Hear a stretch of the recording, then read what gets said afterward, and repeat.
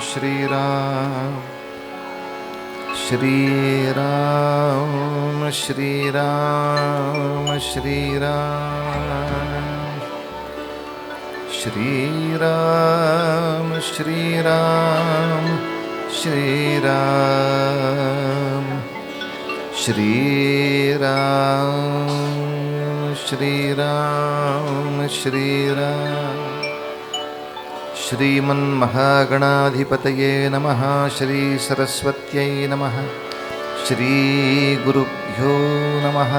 सर्वदेवेभ्यो नमो नमः। वक्रतुंड महाकाय सूर्यकोटिसमप्रभ निर्विघ्नं कुरु मे देव सर्वकार्येषु सर्वदा। गुरुर्ब्रह्मा गुरुर्विष्णुः गुरुर्देवो महेश्वरः गुरुस्साक्षात् परब्रह्म तस्मै श्री गुरवे नमः।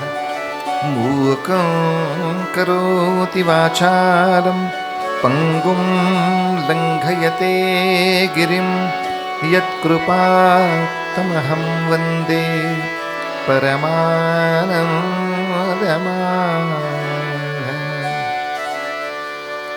जय जय राम राम कृष्ण हरे हरे। जय जय राम राम कृष्ण हरे। जय जय राम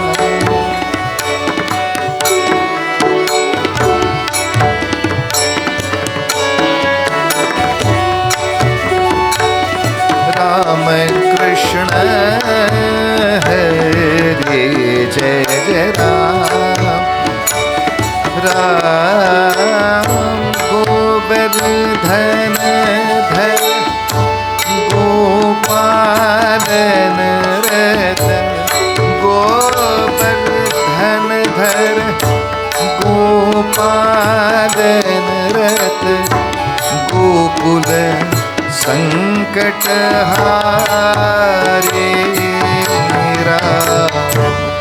गोकुल संकट हरे। जय जय राम राम कृष्ण हरे।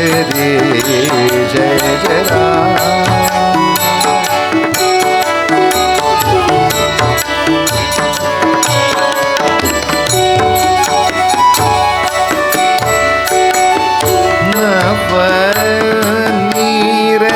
सम हरिहानवनीरदस हरिहानवनीरदस नवनीत प्रिय नवल विनोद बिहारी। जय जय राम राम कृष्ण हरे हो। जय जय राम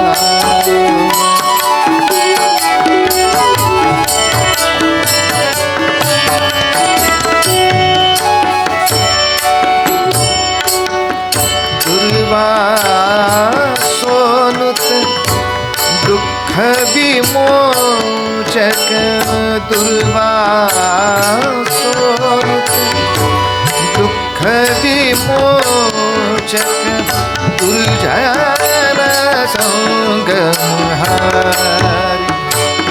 राम दुर्जन संगम हारी। जय जय राम कृष्ण हरे। जय जय राम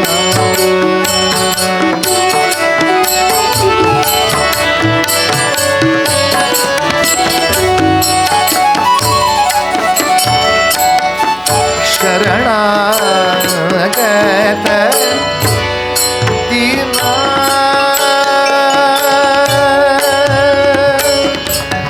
शरणी ने रामा शरणागत दीना शरणागत दीना चरणी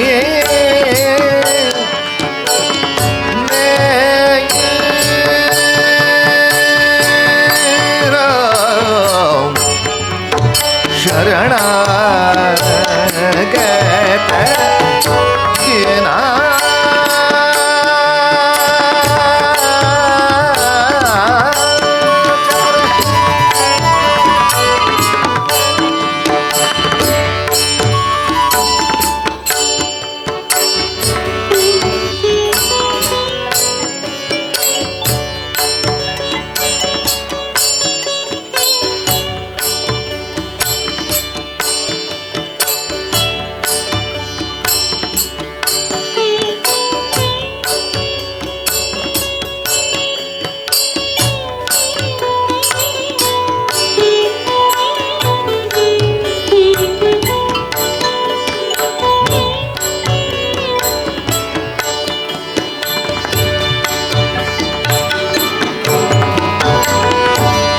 शरणागत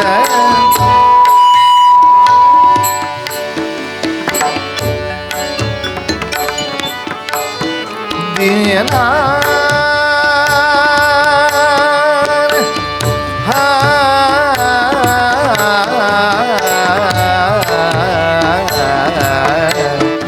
दीना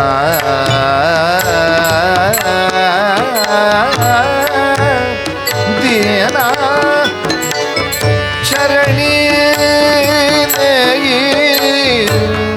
करुणा दृष्टि निहारे राम करुणा दृष्टि निहारी राम करुणा दृष्टि निहारी जय जय राम राम कृष्ण हरे जय जय राम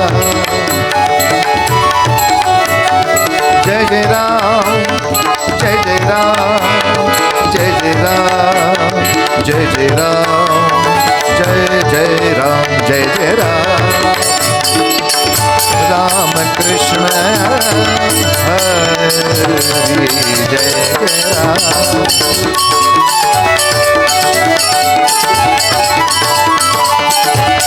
जय जय राम जय जय राम जय जय राम जय जय राम जय जय राम जय जय राम जय जय राम जय जय राम जय जय राम जय जय राम जय जय राम जय जय राम जय जय राम राम कृष्ण हरे जय जय राम हरे जय जय राम हरे जय जय राम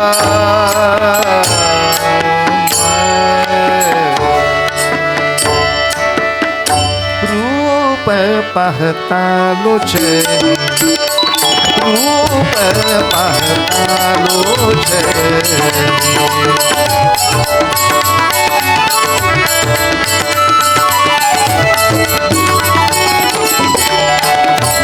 सुख झाले वो साजणी सुख झाले साजणी सुख झाले वो साजणी तोहा विठ्ठल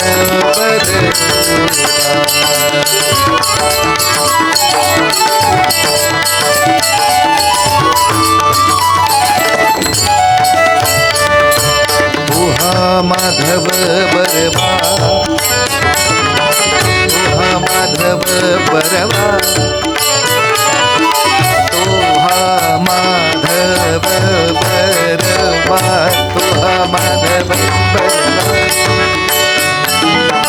तोहा माधव बरवा बरवा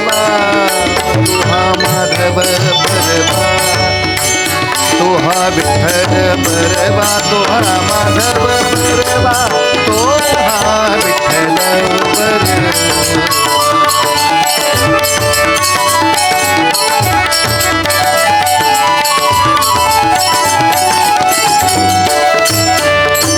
बहुत सुकृताची जोडी पमगरे रे गम बहुत मदनी द पमगरे गम रे गम मदनी द पमगरे गम बहुत सुकृताची रे गरे गरे ग गरे ग गरे ग गरे ग गरे ग मग मा मग मा मग मा धाम धा निधनी निधनी निधनी हरे हरे हरे हरे रब निधनी रब मग पद पद पम ग पम पम पम गरे मग मग मग रे स्वामी रे गम बहुत सुकृता जोडी बहुत सुकृताची जोडी म्हणून विठ्ठली आवडी म्हणून विठ्ठली आवडी आवडी आवडी आवडी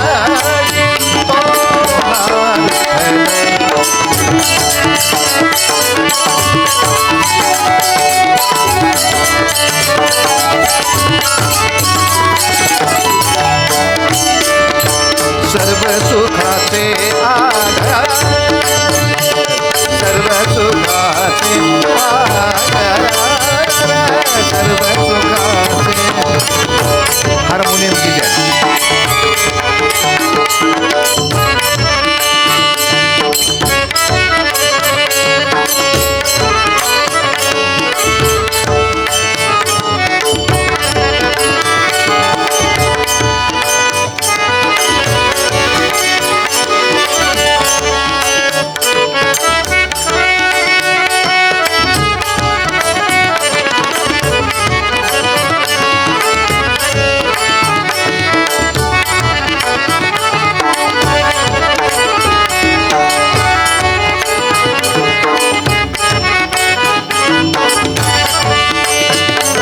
बजैया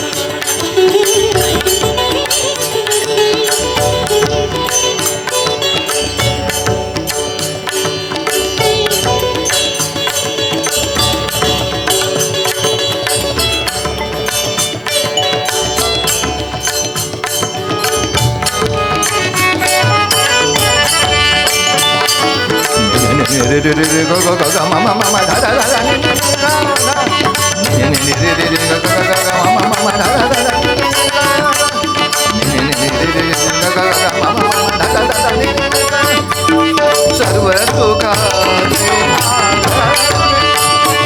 बाप रखुमा देवी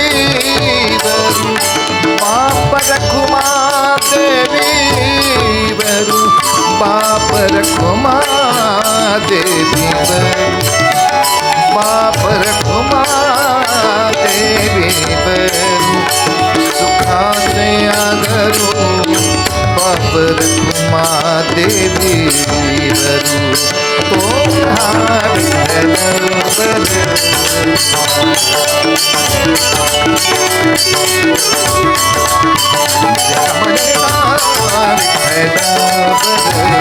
विठ्ठल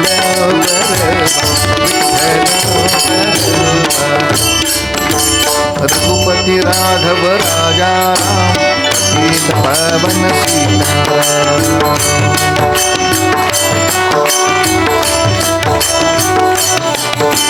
रघुपति राघव राजा राम सीत पवन सीताराम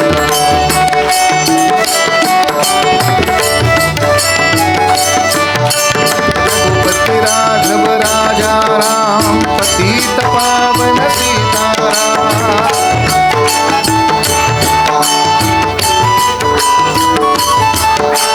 रघुपति राघव राजा राम पतित पावन सीताराम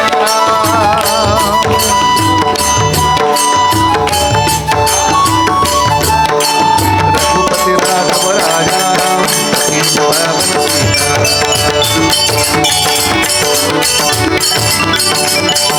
रघुपति राघव राजा राम पतित पावन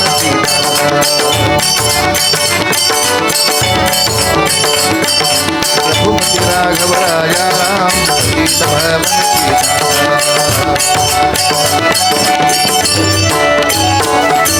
राजाधिराज रामचंद्र महाराज की जय। कुंडलीक वरदाहार विठ्ठल श्री ज्ञानदेव तुकाराम पंढरीनाथ महाराज की जय। नवदूत चिंतन श्री गुरुदेव दत्त जय जय रघुवीर समर्थ श्री लक्ष्मी नारायण महाराज की जय। श्री सद्गुरु स्वामी नारायण महाराज की जय। मंगलमूर्ती जयांचा जनी जन्मनामार्थ झाला जयाने सदा वासनामात केला जयांच्या मुखी सर्वदा नाम कीर्ती नमस्कार त्या ब्रह्मचैतन्य मूर्ती सद्गुरुनाथ महाराज की जय।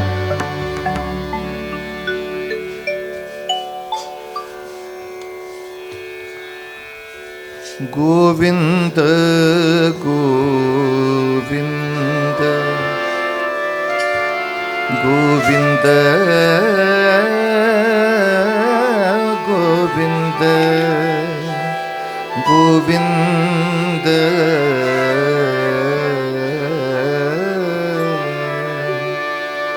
गोविंद गोविंद गोविंद गोविंद गोविंद मना लागले या छंद मना लागले या छंद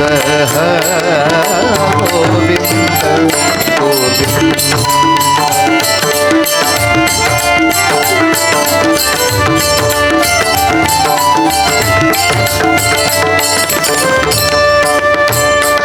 मग गोविंद ते काया मग गोविंद ते काया मग गोविंद ते काया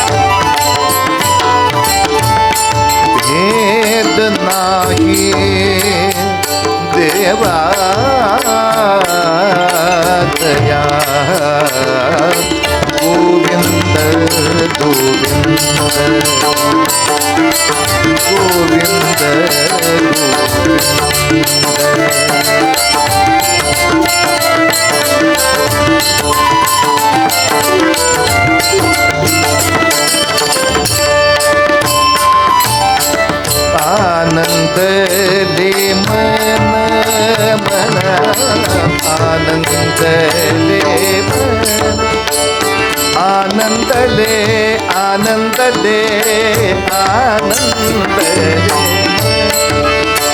आनंद ले आनंद ले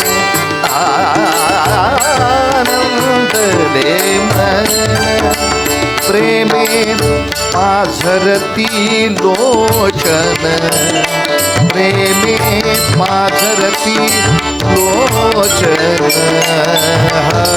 गोविंद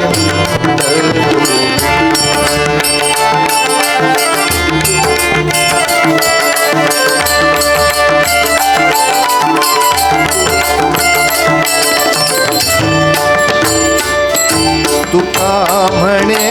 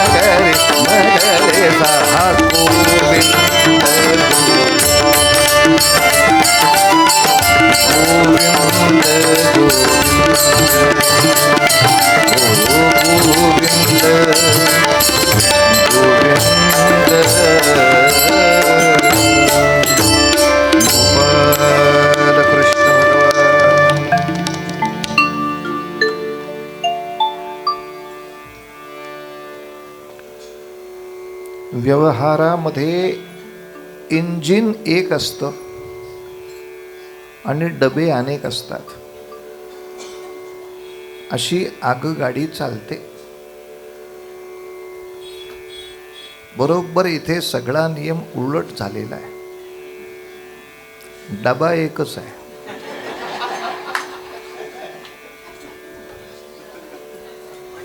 सहा इंजिन लावलेली आहेत मला उडायला. 6 इंजिने, डबा एक. काय करावं आता? डब्याचे हाल तुम्ही पहा. 6 इंजिन त्याला जोडल्यानंतर अर्थात रॉकेटची गती प्राप्त होते, त्यामुळे काही प्रश्न नाही. मग सगळे गुणी कलाकार या ठिकाणी एकत्र येऊन खऱ्या अर्थाने आपापल्या कलेचा गोपाळकाला करतायत. एकत्रच आहे, प्रत्येकाच्या कलेचा गोपाळकाला आहे. असो, अभंगाचे शब्द सांप्रत असे आहेत की गोविंद गोविंद मना छंद. जगद्गुरु तुकोबाराय असं म्हणतात की बाबा रे, व्यवहारामध्ये असा नियम आहे की ज्याचा छंद मनात घ्यावा तसा देह होतो. पण फक्त तेवढं मनावर घेतलं पाहिजे, बाकी काही नाही. तू जर गोविंद गोविंद हाच मनाला छंद लावून घेतलास तर आपोआप मग गोविंद ते काया. स्वाभाविक आहे महाराज ते. तुम्ही पैलवानाच्या संगतीत 1-2 दिवस राहा, तुम्ही आपोआप त्याच्यासारखे चालायला लागता.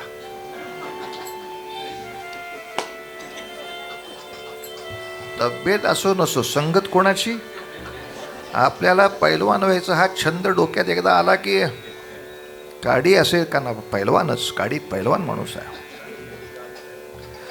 नेत्याबरोबर राहिलं तुम्ही तसे वागायला लागता, व्यापाऱ्याबरोबर राहिलं तसं वागायला लागतो माणूस. काय तुमचं वय किती? 50 और 20, 70. नुसतं 70 सांगायला काय झालं होतं? व्यापाऱ्याच्या संगतीत आपलं वय काय 50 और 20, 70. मग आपण जर उगाच खाजवून खरूच काढली, 50 मुद्दलाचे आणि 20 व्याजाचे असे म्हणून 70 काय की तो आपल्यावर डाफरणार. अबे काय धंद्याची वाट लावते काय तू? का मुद्दल का 20, ब्याज का 50, तर धंदा होतो महाराज. हा कुठं धंदा झाला काय? 50 वर 20 आहे काय व्याज आहे? हॅट आपले बुवा, यू आर फेल. पण व्यापाऱ्याच्या संगतीत राहिलं व्यापाऱ्यासारखं होतोय.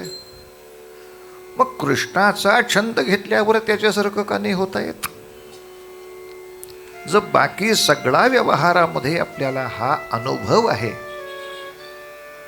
की आपण आपोआपच तद्रूप होऊन जातो. गोविंद गोविंद मना लागली या छंद.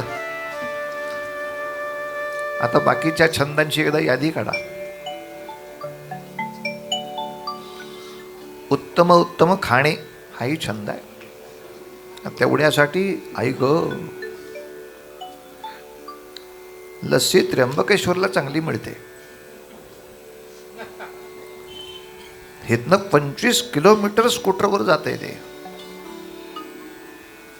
पेट्रोलला 140 रुपये, लस्सी 25 रुपयाची.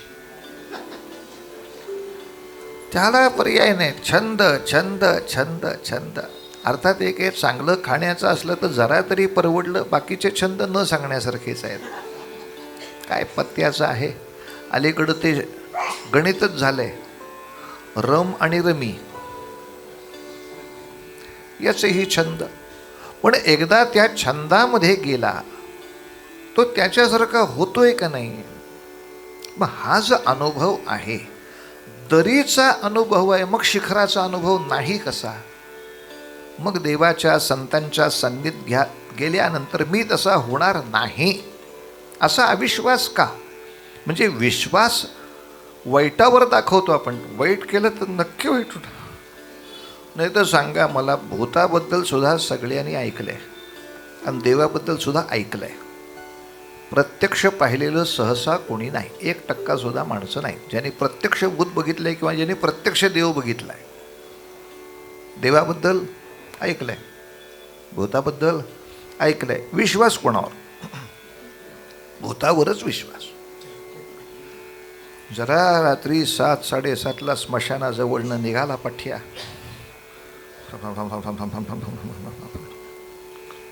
का बरं घाबरलास? इथे भूत असतं. मग तिथे भूत असतं, ते त्रास देऊ शकतं, याच्यावर माझा इतका दृढ विश्वास आहे आणि मी घाबरू शकतो. पण तिथे भगवंतही असतो, तो चराचरामध्ये असतो, तो मला वाचवतो, मी भक्ती करतो, यावर नाही ना विश्वास ठेवता येत. दोन्ही गोष्टी ऐकीव असताना मला भगवंत वाचवणारे ह्याच्यावर नाही विश्वास बसत आहे.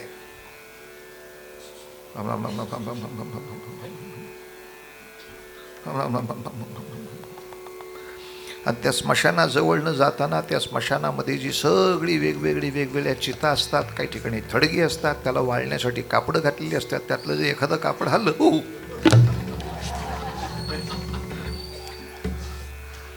अरे पण त्या कापडामध्ये, त्या थडग्यामध्ये आहे ना भगवंत, तू करतोयस ना भक्ती, वाचवेल ना. आणि जाताना फक्त तारेच्या कंपाऊंडला धोतर अडकू दे. हा हा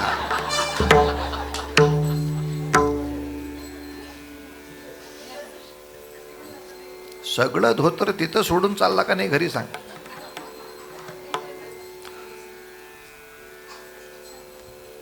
आणि दुर्दैवाने बोलणं सुद्धा असंच आहे हो.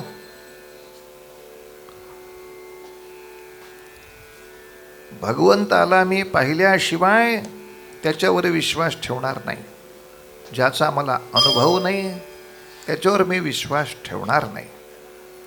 ज्याचा मला अनुभव नाही त्याच्यावर मी विश्वास ठेवणार नाही. हे तत्वज्ञान कोणासाठी? फक्त देवासाठी आहे. मला अनुभव नाही म्हणून मी त्या घेणार नाही, हा सिद्धांत फक्त देवासाठी. विषासाठी हे वाक्य वापरता का? डॉक्टरनी सांगितलं या बाटलीत विष आहे, हे घेतलं की माणूस मरतो. माझा विश्वास नाही. अनुभव आहे का मला? हा अनुभव घेतल्याशिवाय मी विश्वास ठेवणार नाही. ताबडतोब पी इथं समोर माझ्या. विषाच्या बाबतीत मी विश्वास ठेवायला तयार आहे की दुसऱ्याला जर त्रास झाला म्हणजे हे विष आहे. पण मी नामाच्या बाबतीत हा विश्वास ठेवायला तयार नाही की याचं कल्याण झालंय तर माझं होणारच आहे. आणि यासाठी त्या नामाचा, त्या चरित्राचा छंद लागावा सामान्य जनाला. म्हणून महाराजांची तळमळे गोविंद गोविंद. आता 2 वेळा शब्द येण्याचं कारण सगळ्यांना माहिती आहे. निश्चय, आग्रह, हट्ट, यासाठी. जेवायचं म्हणजे जेवायचंच, आग्रह. जेवायचं काही खरं नाही. 2 वेळेला साधारण निश्चय घेण्यासाठी मनुष्य बोलतो. गोविंद गोविंद मना लागलिया छंद, मग गोविंद ते काया, भेद नाही देवा तया. देवामध्ये त्याच्यामध्ये भेद राहत नाही. या ठिकाणी एक साधा सामान्य प्रश्न असा येईल, अरे बापरे, म्हणजे मी गोरा पान असलेला कृष्णासारखा काळा होणार का काय छंद घेतल्यामुळे? का त्याच्यात माझ्यात फरक राहणार नाही? तर एवढे चांगले सूट आणले ते सगळेच्या सगळे जाऊन फक्त पितांबरावर फिरू का काय आता? कारण गोविंदासारखी काया झाली ना माझी, गोविंद ते काया. असा अर्थ नाही घ्यायचा. त्या नामाच्या माध्यमातून त्या गोपाल कृष्णाच्या बाह्य दर्शनासारखं आपलं दर्शन झालं पाहिजे याची सक्ती नाही आहे. त्याची अंतर्दशा जी आहे ती निश्चितपणे हळूहळू त्या मनुष्याला प्राप्त होते. मात्र छंद घेणं या शब्दाचा अर्थ गोविंद गोविंद त्या मूर्तीला चिकटून बसायचं नाही आहे. चरित्राला आणि नामगायनाला इतकं अखंड आपल्या जीवनामध्ये ठेवायचं की लोकांनीच म्हटलं पाहिजे, काही बाकी सांगू नका. छंदिष्ट आहे. म्हणजे मला छंद हे आपल्याला सांगायला लागणं हे दुर्दैव आहे. एखाद्या मनुष्याला छंद असला तो कसा वागतो बघा. आपल्याला छंद घेण्यापूर्वी त्याच्याकडे एकदा बघूया ना.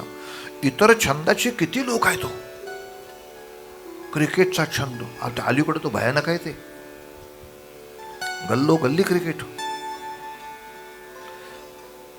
स्वावलंबी मुलं, स्टेडियमची गरज नाही. पण या प्रकरणामध्ये ते पोराकडे बघा ना, तो सरळ घरात चालताना सुद्धा बॉलिंगच करत चालतो. आंघोळीला टॉवेल दे, टॉवेल दे, टॉवेल दे, टॉवेलचा गोळा करणार. कॅच, टॉवेलचा कतला डोंबल्याचा कॅच. त्याला छंद आहे. ते चूक नाही चाललेलं त्याचं. मी फक्त टॉवेलच सांगितला, पुरे एवढा पुरेसा आहे नाही का आपल्याला विनोद त्यातला.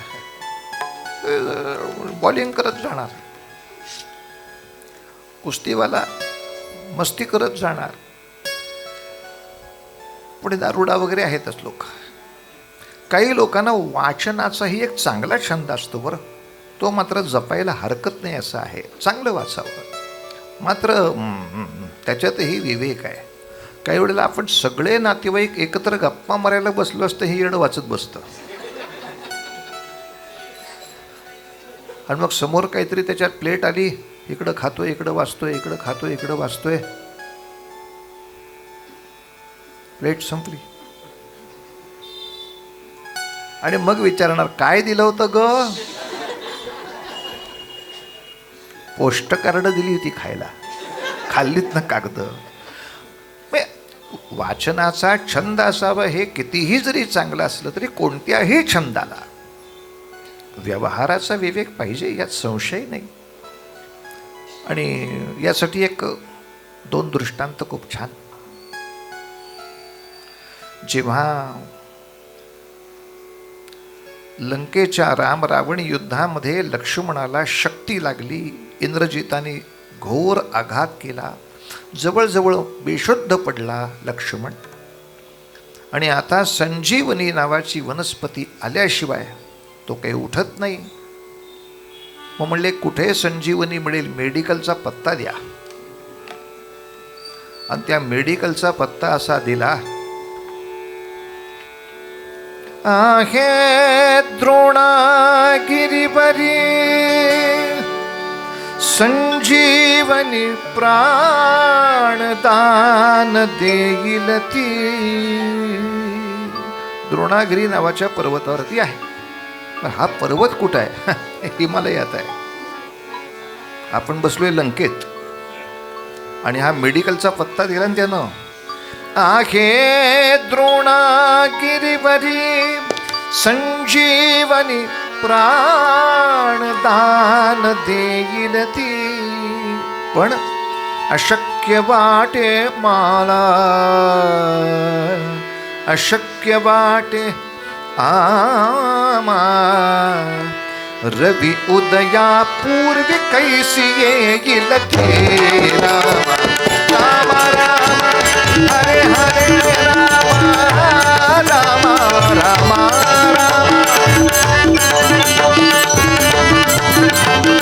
राम राम हरे हरे राम राम राम राम सीतापते राम राम राम राम राम राम हरे हरे राम राम राम राम सीतापते.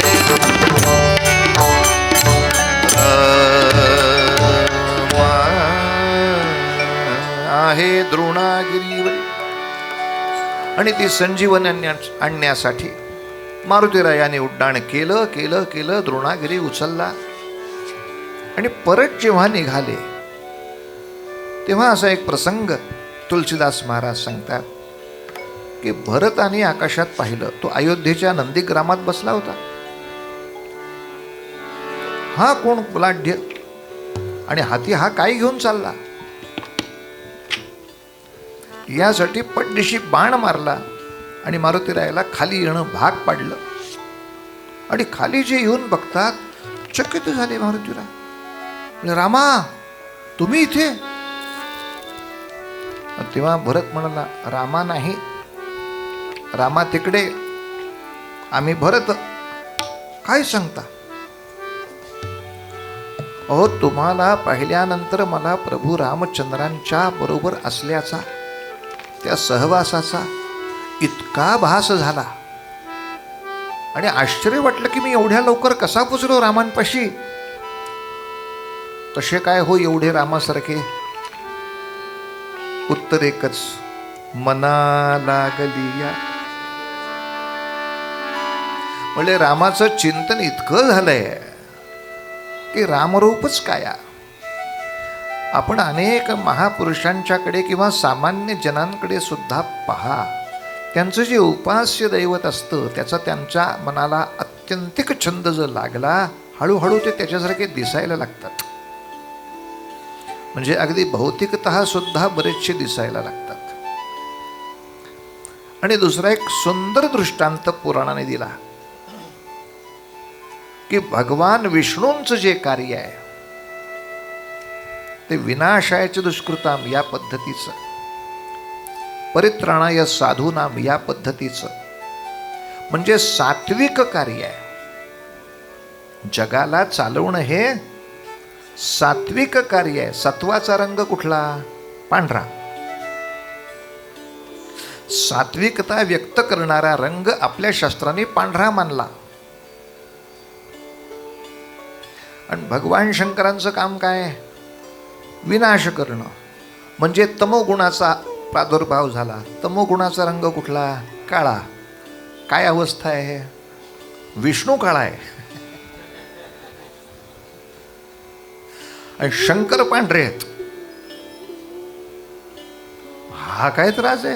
म्हणजे हे इकडे कर्पूर गौरम करुणावतार, हे कापरासारखे गोरे जे तमोगुणी, म्हणजे सत्वगुणाचं काम करते ते काळे कुट्ट. कलर गया तो पैसा वापिस, असले एक एक. आणि म्हणून पुराणकाराने सुद्धा याचं उत्तर असं दिलं की विष्णूंच्या मनामध्ये सातत्याने शिवाचं ध्यान आहे आणि शिवाला विष्णूचं ध्यान आहे, म्हणून एकमेकाची रूपता एकमेकांना मिळून गेलेली आहे. असा गोविंद गोविंद मना लागली या छंद. शेवटची ओळ फक्त एक सांगण्यासारखी आहे, ती म्हणजे अशी, तुका म्हणे आळी न उरेची वेगळी. म्हणजे काय प्रकरण आहे? तर ते भोंगा कुंभारींजी आहे, ती एखाद्या आळीला पकडते आणि आपल्या त्या फटीमध्ये ठेवते आणि जाता येता तिला एक डंख मारते, टक्क. ती आळी घाबरते सारखी आणि मग सतत विचार करत राहते, आता येते का काय, आता डंख मारते का काय, आता येते का काय, आता डंख मारते का काय. त्या आळीच्या सतत चिंतनाने ती त्यासारखी होते, ती भुंगा होते. आणि त्याचं त्याला कळतं की हे भय निसर्गाने मला का निर्माण केलं, तर तेवढं सामर्थ्यवान मी व्हावं म्हणून भय निर्माण झालं. त्या डंखातून मी संपलो नाही, उलट आहे त्यापेक्षा अधिक बलवत्तर झालो. तेव्हा आता येईल आणि डंख मारेल की काय, या भयाच्या माध्यमातनं अनुसंधान झालं तर कीटकाचा उद्धार आहे. तो आता येऊन कृपा करेल का काय, या प्रेमाच्या माध्यमातून माणसाचा उद्धार नाही, असं कसं म्हणावं महाराजा. फक्त महाराज पाहिजे एकच आहे, मनाला तो असा छंद लागला पाहिजे. सदा येता जाता उठत बसता कार्य करिता, सदा देता घेता वदनी वदता ग्रास गडिता, घरी दारी शय्येवर येती सुखाचे अवसरी, समस्तांची लज्जा त्यजुनी भगवत चिंतन करी. पंढरीनाथ महाराज. असा व्यासंग, असा छंद त्या भगवंतांचा जडला की त्या भगवत शक्ती आपल्यामध्ये प्रवेश करायला लागतात. परिणामतः गोविंद ते काया, त्याच्यासारखी काया होऊ लागते. म्हणजे तत्समान सद्गुण प्रभाव करू लागतात. आपल्यामध्ये सद्गुण नसतात असं नाही, पण त्याचा प्रभाव नाही मिळत, तो या उपासनेने मिळतो. या नामाच्या छंदाने आपल्या सद्गुणाला अशी शक्ती प्राप्त होते. तुम्ही एखाद्या माणसाला, 4 माणसांना, 10 माणसांना चांगलं वागायला सांगितलं, तो नाही ऐकत कोणी, पण नामाचा छंद जडला, काही काळ का होईना नामाचं अनुसंधान राहिलं. आता हीच गोष्ट पुन्हा त्या 10 जणांना सांगा, किमान 6 जण हो म्हणणार.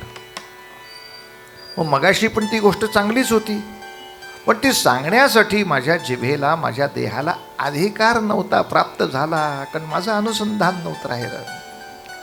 शेवटी मी रिझर्व्ह बँकेच्या अध्यक्षाला सही करा म्हटल्याशिवाय नोट चालेल कशी, नाही तर तो कागदच राहणार आहे ना माझा.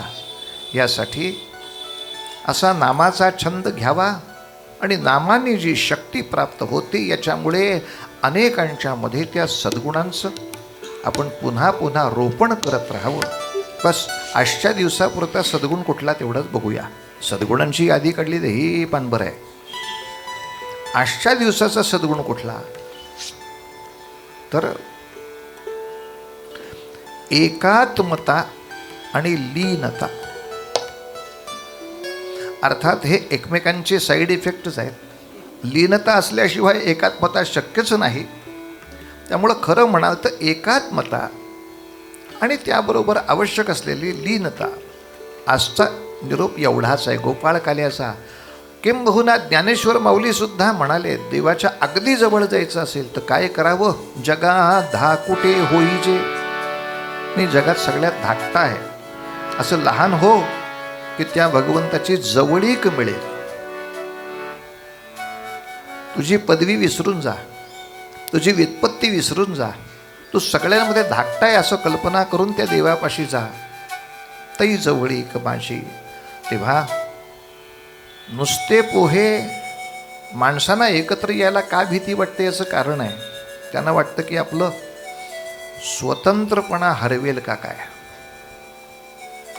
त्यामुळे येत नाहीत एकत्र. गोपाळ कृष्णाने ही सवय लावण्याचा प्रयत्न केला. गोपाळ काल्यामध्ये असलेलं दही कोणासारखं लागतं, दह्यासारखं. साखर कोणासारखी लागते, साखरेसारखी. आलं समजा थोडं घातलं असेल तर आलं कोणासारखं लागतं, आल्यासारखं. मिरची कोणासारखी लागते, मिरचीसारखी. मीठ कोणासारखं. त्यांचं व्यक्तिवैशिष्ट्य कुठं गेलंय, घालवलंय कुठे. सगळी व्यक्तिवैशिष्ट्य तशीच ठेवून सुद्धा देवासाठी एकत्र आल्यानंतर होतो ना प्रसाद त्या गोपाळ कल्याचा. कशासाठी घाबरता. आणि समजा इतर कोणी तुम्ही एकत्र आला म्हणून वेगळी कदर केली नाही तर देवालाही ती कदर करता येणार नाही असं तुला वाटतं. ह्याला नाही लक्षात आलं, तो तर पाहतोय सगळं. तेव्हा त्या विश्वासावरती जी जी सुख मडक्यात घालून उंच टांगून ठेवली असतील, ती ती सुख प्रयत्नपूर्वक फोडावीत आणि लोकांपर्यंत आणून पोचवून द्यावीत. यासाठी सगळ्यांनी या सुखाच्या प्रसारासाठी एक राहावं, एकत्र राहावं, दणकट राहावं. हा आजच्या दिवसाचा फार महत्त्वाचा संदेश आहे. आणि याचबरोबर दुसरा पण संदेश आहे. हे झालं लोकांच्या कल्याणासाठी, सुखाची हंडी फोडून सुख आणणं. पण आपल्या सुखाचं काय. आपल्या सुखासाठी नाम घ्यावं. तसं आणखीन सुख पाहिजे असेल तर नाचावं. नाचण्यासारखं सुख नाही, मात्र भक्तिभावाने नाचलं तर. नाही तर तीर्थप्राशन करून त्या मिरवणुकीमध्ये आपण नाचतोय हाच त्याला भाव नाही, त्या नृत्याला अर्थ नाही. पण नृत्याची किंमत खूप मोठी आहे, किंमत खूप मोठी आहे. आणि यासाठी एक नृत्य हा मानसोपचार आहे. मनामध्येच आपल्या काही न्यूनगंड त्रास देत असतील की मी अमुक अवस्थेपर्यंत आलो आहे, आता मला काही नाचता येणार नाही, आता माझ्या जीवनामध्ये तसा आनंद येणार नाही, असा न्यूनगंड जर आला तर तो काढून टाकायचं साधन यामध्ये आहे. घरातले सगळे बाहेर फिरायला गेले, की मोबाईलवरती कृष्णाचं गाणं लावायचं. कुठलं का वय असे ना का काही का असे ना, बरं त्याला काय फार नियम पाळायची गरज नाही. जरा तालबद्ध अंग हल्लं तरी पुरे. पण या कृष्ण भजनामध्ये अंग हलू लागलं, आश्चर्य. न्यूनगंड पळतो, दूर जातो, आपला आतला आनंदमय कोश तो जागृत होतो. पण यासाठी जसं बसून नामाची साधना आहे तसं उभा राहून. म्हणून तर वारीमध्ये सगळं नाचत चाललंय. 2 पावलं पुढं 1 पावलं मागं, चल नाचत. अनेक संप्रदायांमध्ये भजन उभ्यानी करायची पद्धत त्याहीसाठी आहे. ते 1 पाऊल इकडे 1 पाऊल इकडे एवढंच नाचतात, फार नाचत नाहीत. पण एका खऱ्या प्रश्नाचं उत्तर आपण शोधूया की याच्यात, मग पूर्वरंगच थांबवू. एका प्रश्नाचं उत्तर शोधू. समजा आपल्याला चौकामध्ये एक मित्र भेटला, आपला दुसरीतला मित्र, 2री 3रीच्या प्रायमरीमध्ये होतो तेव्हाचा मित्र भेटला. मित्र, तू आफळे आहेस का रे? आधी आपण कुठं ओळखतो कोणाला? इतिहास आणि पुराणं इतकी त्या डाटामध्ये मोबाईलमध्ये भरली आहेत की मेमरी आधीच फुल. त्यामुळे इथे सुद्धा फिरताना आमच्या साथीदारांवर जबाबदारी जास्त असते. मग ते सांगतात, आफळे बुवा काय, यांच्याकडे काल आपण गेलो होतो जेवायला, ते ओळख दाखवा फक्त तुम्ही. ते हो हो यांच्याकडे गेलो होतो. काय थोडा वाईटपणा घ्यायला लागतो. रोज 365 दिवसातले 320 दिवस कार्यक्रम करतो मी. प्रत्येक कार्यक्रमाला सरासरी 500-100 माणूस माझ्या समोर असतो. कोणाला ओळखणार मी? नेमके छाळायला तिथेच येतात. काय ओळखलं का? कोण तू? कशासाठी मी ओळखू तुला? काय करायचं काय तुला ओळखून मी? मग पंचायत होते, पुढं बोल बाबा काहीतरी आता. अर्थात मलाही ओळखावं अशी मी कधी इच्छा करत नाही. त्यामुळे मला काम असेल तर मी जाऊन सांगतो, मी चारुदत्त आफळे, मी कीर्तनकार आहे, माझं एक काम आहे, करता का? विषय सुरू. ओळखलं का? कुठे बघितलं होतं बरं मला तुम्ही? बोंबला. मग उगा 10 मिनटं खाता. अहो मी कीर्तनाला तुमच्या समोर बसत होतो. कशाच्या समोर? स्क्रीनच्या. वाट लागली. मग जे काय असेल ते आफळे यांच्याकडे आपण हे जेवलो होतो बरं का? बरं, नमस्कार, चमत्कार. तर आपली मेमरी आधीच फुल झालेली. अरे आफळे का रे तू? हो मीच. थांब. अमुक शाळेमध्ये 2रीत असताना माझ्या वर्गात होता बघ एक आफळे. अरे गदाडे, एक आफळे काय, तोच मी आहे. तुझी शाळा सांगतोस ती बरोबर आहे, इयत्ता सांगतोस ती पण बरोबर आहे. आता तुझं नाव सांग, मला कसा ओळखलास? अरे तू काय लेखा पेपरामध्ये दिसत असतो अधूनमधून यूट्यूबला, त्यामुळं ओळखतो. आम्हाला कोण ओळखणार? मग त्याने त्याची ओळख दाखवली, 2रीतला फोटो आणून दाखवला. आपण स्नेहसंमेलनाला एकत्र खातोय बसलेलं, छान वाटलं. आपला प्रश्न याच्या पुढे येणार आहे. भेट झाली, आनंद झाला, एकमेकांनी चहा घेतला, एकमेकांबरोबर आले आफळे बुवा घरी. आता आपलं चिंतन असं, तो जे म्हणाला, माझ्या 2री इयत्तेमध्ये एक आफळे नावाचा माणूस होता, मुलगा होता. तोच करे तू? याचं उत्तर हो कसं काय म्हटलं आपण? तो आहे कुठे? तो आहे कुठे? तो 2रीमध्ये असलेला, पाऊस आला की सहज चिखलामध्ये उड्या मारायला जायचा, आहे कुठे? जो जेवण झाल्यानंतर सुद्धा वाऱ्याच्या वेगानं पळू शकायचा, बिना चपलेचा कुठल्याही जमिनीवरनं पळाला तरी दगड कधी रुतल्याचा त्रास झाला नाही त्याच्या आफळेला. तो आफळे आहे कुठे? जोराचा पाऊस आला, सगळ्या खड्ड्यांमध्ये पाणी साठलं की त्याच्यातच जाऊन बसायचं आणि थबक करून दुसऱ्यावरती उडवायचं. हा आपल्या कुठे गेला? कुठे गेला आपल्या? कुठे आहे तो शिल्लक?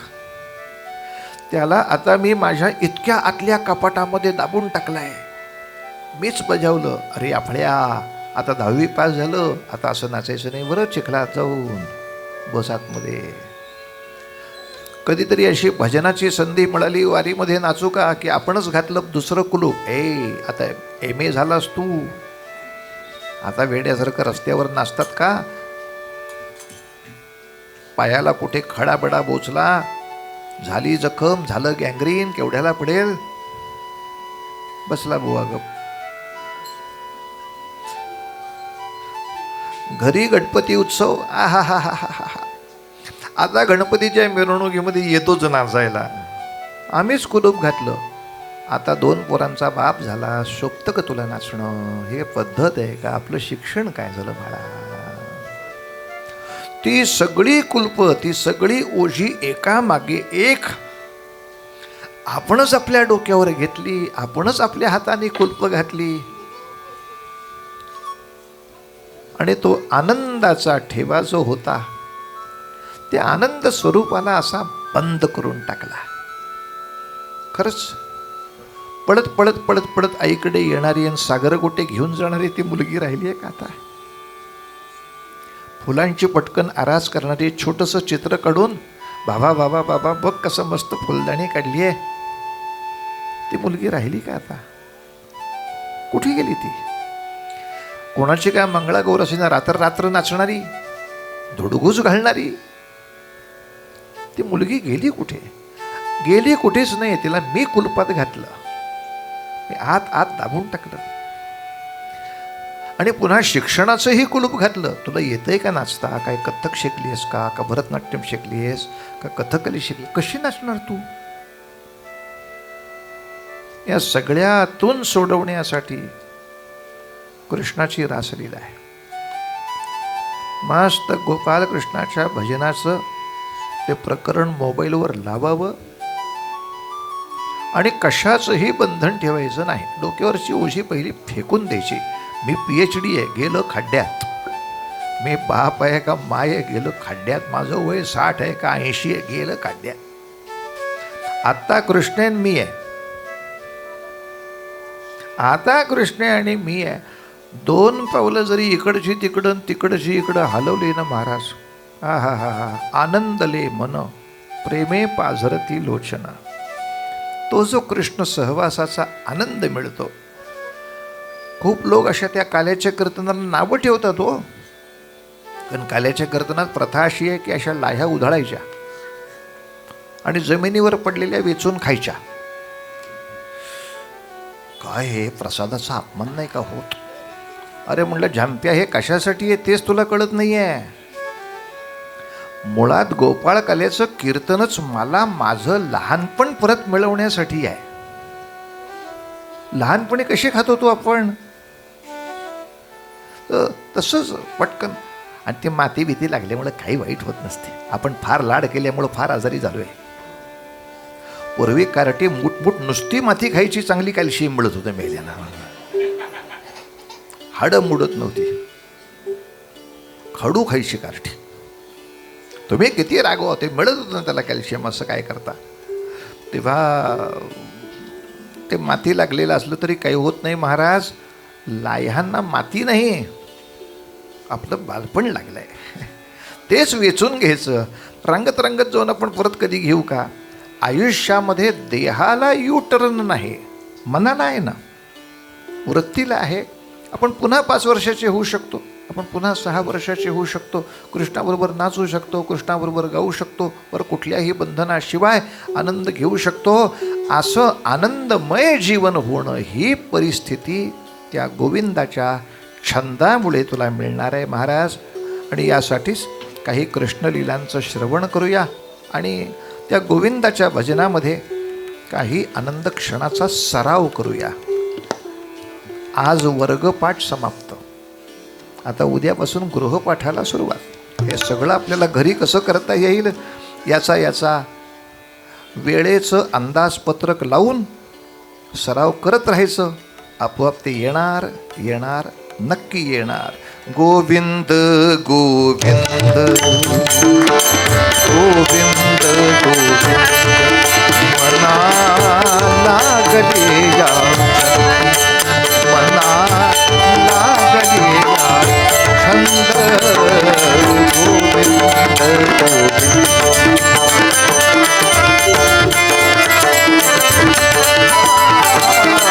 गोविंद गोविंद गोपाल कृष्ण भगवान रघुपति राघव राजा राम पतित पावन सीताराम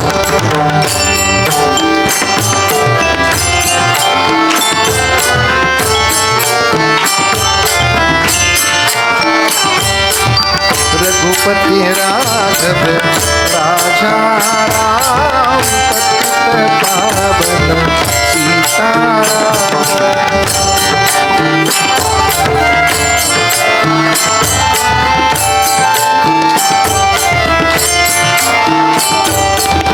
रघुपति राघव राजा राम पतित पावन सीताराम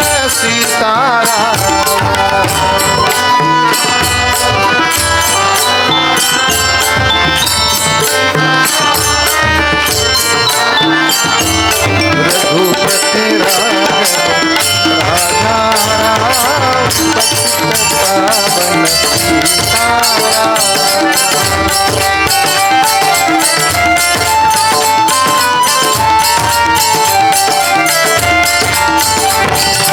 रघुपति राघव राजा राम पावन सीताराम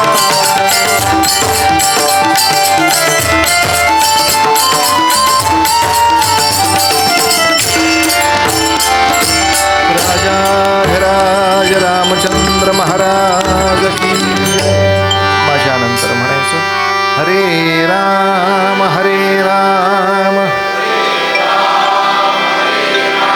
राम राम हरे हरे हरे कृष्ण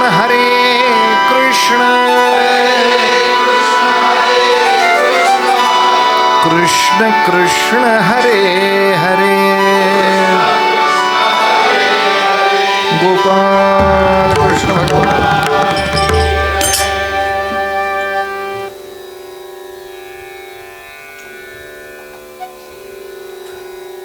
भगवान गोपाल कृष्णांच्या अवताराला पूर्णावतार असं म्हणतात. म्हणून सगळ्याच उत्सवांची समाप्ती काल्यामध्ये का याचं उत्तर इथे आहे की गोपाल कृष्णांमध्ये विलीन झालो म्हणजे पूर्णत्व प्राप्त झालं, तो पूर्णावतार. मग बाकीचे पुराणांनी त्या अवतारांचे भेद केले आहेत. काही कलावतार, काही अंशावतार आणि कृष्ण पूर्णावतार. कलावतारामध्ये त्यांनी विनाशाय दुष्कृताम परित्राणाय साधूनाम कृती केली आहे, पण संदेश वगैरे काही दिलेला नाही. नरसिंह रूपामध्ये एकदम प्रकट झाले, तो आवेश अवतार. आणि कश्यप किंवा कपिल मुनींच्या सारखं जन्माला येऊन परित्राणाय साधूनाम वगैरे काही केलं नाही, पण कपिल गीता दिली, ते काही अवतार. काही अंशावतार, काही कलावतार, काही आवेश अवतार. त्यामुळे रामायणामध्ये बऱ्याच वेळेला सगळ्या ऋषीमुनींनी जरी म्हटलं की रामा तू साक्षात परब्रह्मरूप, तर रामचंद्र त्यांना थांबवीत असत. म्हणजे ही वर्णनं वाल्मिकी रामायणात आहेत की असं एकदम परब्रह्म वगैरे मला म्हणू नका हो, मी दशरथाचा मुलगा राम आहे, मी परब्रह्म स्वरूप आहे याची त्यांना जाणीव नाही, ते अंशावतार आहेत. मी भगवंत स्वरूप आहे ही जाणीव नाही, आहेत ते जाण नाही. त्यामुळे ते अंशावतार ठरतात. आणि मी भगवंत स्वरूप आहे आणि मी माझं भगवत स्वरूप मला हवं तेव्हा प्रकट करू शकतो, करणारही आहे, सतत करणार नाही, पण जिथं गरज लागेल तिथे माझ्या आज्ञेनं मी माझं सत्य स्वरूप प्रकट करीन, असा पूर्ण आत्मविश्वास आणि आविष्कार हा कृष्ण चरित्रात. म्हणून गीता सांगताना कृष्ण उवाच असं होणारच नाही, ते भगवान वाच, ते त्या पदांवरनच सांगतायत. आणि त्यामुळे भगवंतांची लीला ही त्यांच्या, खरं तर काल्याच्या कीर्तनाचा नियम आहे कृष्ण जन्मापासून ते पकडावं. आई गं, एवढं कुठं मागं जायचं आता. तेव्हा साधारणतः गोकुळामध्ये आले आणि रांगू लागले, इथून गाडी सुरू करायची. आणि त्या चरित्रातला आनंदच हा की आपण त्या गोकुळातले गोप व्हायचं, तर ती मजा. आपण तेवढं लहान व्हायचं, आपण त्याचे मित्र व्हायचं, त्यांच्या रुसण्या फुगण्यामध्ये आपण स्वाभाविकपणे सामील व्हायचं, आपणच ते. हीच भूमिका नामदेव महाराजांनी घेतली आहे स्वतःकडे. कारण भगवंतांची गंमत काय चालली आहे, जरा कुठे रांगू लागलेत, जरा भिंतीला धरून चालू लागलेत, तर पोराचे पाय पाळण्यात दिसतात या नाथ्याने. हे यशोदा मैयांच्याकडून रांगत रांगत जे सुटतात त्यांचा रस्ता एकच, ते नंदाच्या राजसभेत जातात. त्या राजसभेच्या सगळ्या पायऱ्या चढून वरती येतात रांगत, आणि तिथूनच नंदाला थोडासा धक्का मारतात, बाजूला वा, मला बसायचं आहे. एवढ्यात त्याला पर्याय नाही, आपली धावच तिकडे आहे. आणि हे महाराज राजसभेमध्ये बसून सगळ्यांकडे टुकू टुकू टुकू बघू लागले, कुठलं काम आणि कुठलं धाम.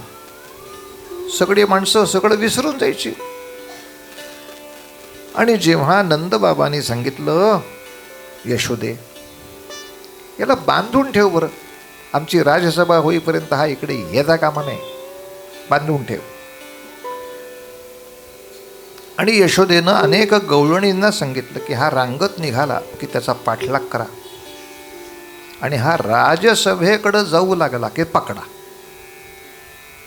नामदेव महाराजांनी कल्पना अशी केली आहे की त्या गवळणींना त्या यशोदेनं सांगितलं ना, त्यातली एक गवळण नामदेव महाराज. कल्पना कशी आहे, कारण मुळात गोपी हा भावच आहे. अनेक भावांनी भगवंताची जी पूजा आहे त्यातला गोपी भाव आहे. गो म्हणजे इंद्रिय. सर्व इंद्रियांच्या माध्यमातून भगवान गोपाल कृष्णाच्या प्रेमाचा रस जी पिऊ शकते, अशी कुठलीही वृत्ती तिला गोपी म्हणायचं. पांडुरंग हरी वासुदेव हरी, पांडुरंग हरी वा.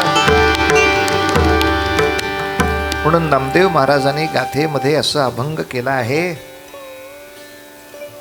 की आम्हाला यशोदेनं सांगितलं, ऐ हा रांगायला लागला की मागं पळा आणि मागणंच याची पावलं पकडा, त्याला तिथपर्यंत जाऊ द्यायचं नाही. तेव्हा तुमच्या मागे धावायचं आणि तुमची पावलं पकडायची, ही सेवा आम्हाला जन्मोजन्मी द्या बरं. म्हणजे असेच तुम्ही प्रत्येक जन्मोजन्मी असे रांगायला या आमच्याकडे, आमच्यासमोर पळत सुटा, आम्ही तुम्हाला पकडू.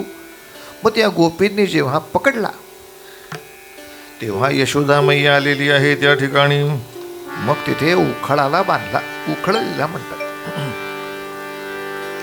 ही लीला मुलांना समजण्यासाठी महत्वाची गोष्ट, उखळ म्हणजे काय हे दाखवावे. इथं कोणाच्या घरात बसले आता उखळ. तेव्हा मंदिरांमध्ये, शाळांमध्ये पुराण वस्तू संग्रहालय करावे. जुन्या ज्या टाकून दिलेल्या वस्तू आहेत ते किमान शाळेत गेल्यावर तरी बघायला मिळतील. सूप कसं असतं, जातं कसं, उखळ कसं, मुसळ कसं, खलबत्ता कसा, पाटा वरवंटा, एवढ्या सगळ्या वस्तू घरातली माणसं वापरतायत म्हटल्यावर चोर सुद्धा 10 वेळा विचार करायचा, येऊ का नको. खलबत्ता कुठता कुठता जरा फेकून मारला, बत्ता केवढ्याला पडेल ते. फेकून मारला बत्ता कायमचा कट पत्ता, ह्याला कोण विचारतो नंतर? गंमत आहे ते. आता मिक्सर फेकून मला उपयोग काय? आपल्या भांड्याला पोचे पडतील, ते टोणगा तसाच. हे दाखवणं आवश्यक आहे. उखळ म्हणजे नाही तर कळणार नाही त्याला. आणि तिकडं तर दगडी उस, साधारण डमरूसारखं, मोठा आकार, मध्ये छोटा आकार, परत मोठा आकार. त्याच्यामध्ये पूर्वी धान्य ठेवायचं आणि 4 बाजूने 4 जणींनी उभं राहून मुसळ घ्यायचा हातात, लांब लाकडाचा खांब तो, आणि ओळीनं त्याला दणके मारायचे. सगळ्यांनी एकदम नाही करायचं, तो क्रम आहे. 1 2 3 4 1 ह्या पद्धतीनं ते कांडून काढलं. मग ती फोलपोटं बाजूला पडायची, धान्य वेगळं व्हायचं. रेडीमेड काहीच मिळत नव्हतं. मॉल नाही, मला मॉल नाही. आपलं आपण करणे, स्वावलंबन. असं ते दगडी उखळ, त्या उखळाला बांधलेला आहे महाराज. आता कृष्णाची उंची आणि उखळाची उंची एकच.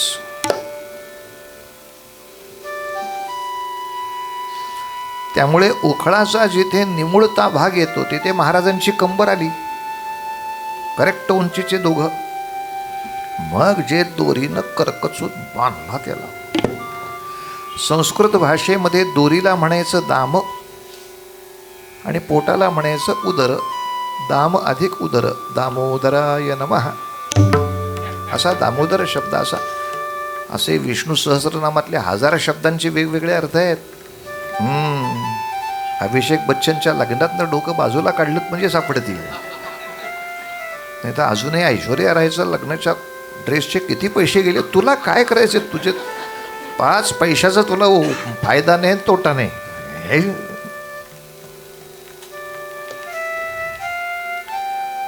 आणि अशा रीतीनं त्या उखळाला बांधलं. यशोदेने डाफरलं सुद्धा, तिकडं जायचं नाही अजिबात. आता इथं तुला सोडवतच नाही कोण. असा काही चेहरा केला होता, दीनवाणा.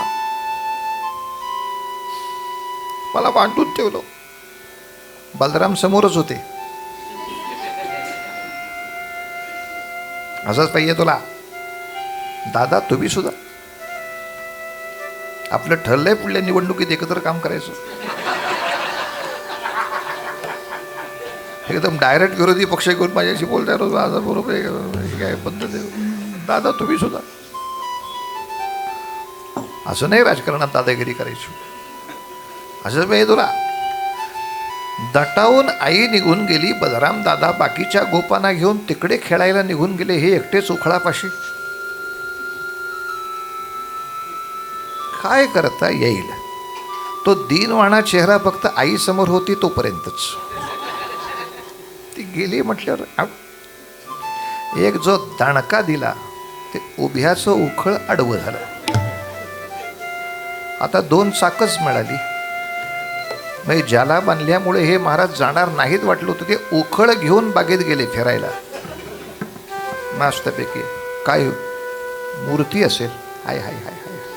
म्हणून म्हणलं कृष्णांचं जीवन आनंदमय आहे.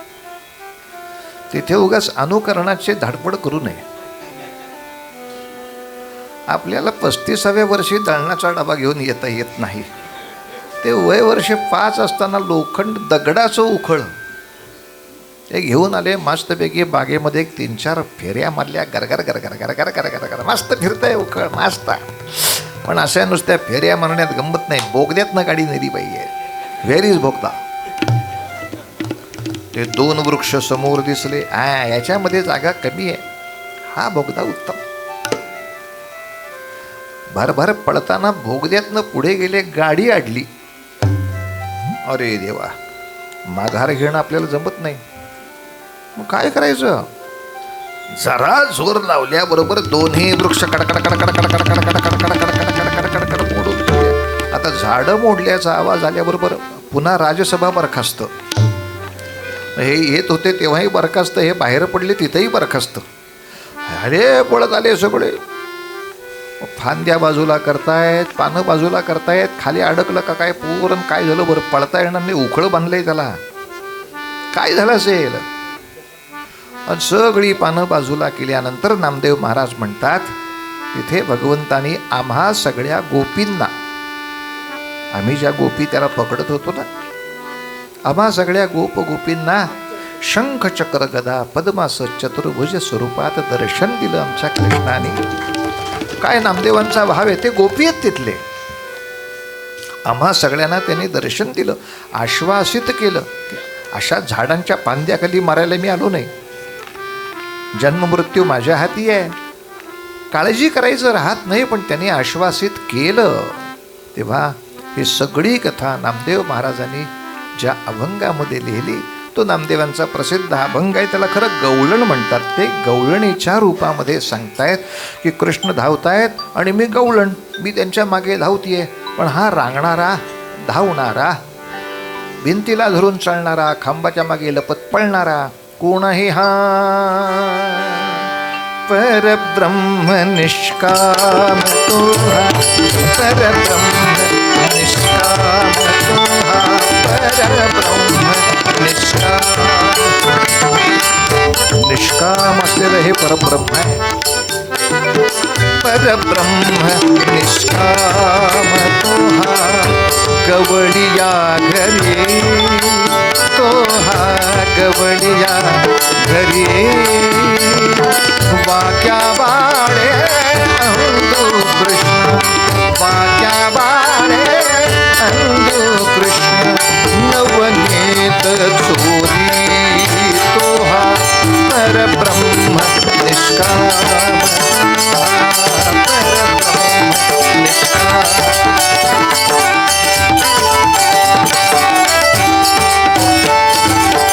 म्हणती गवळणी हरीची पाऊले धरा, हरीची पाऊले धरा. म्हणती गवळणी, म्हणती गवळणी, म्हणती गवळणी हरीची पाऊले धरा. का रांगत रांगत येतो हरिहर, रांगत रांगत येतो हरिहर राज मंदिरा, हरिहर राज मंदिरा. लपत छपत येतो हरिहर, लपत छपत येतो हरिहर राजभुवने, राजभुवने. नंदासी टाकोनी आपण पैसे सिंहासनी, नंदासी टाकोनी आपण पैसे सिंहासनी. तो हा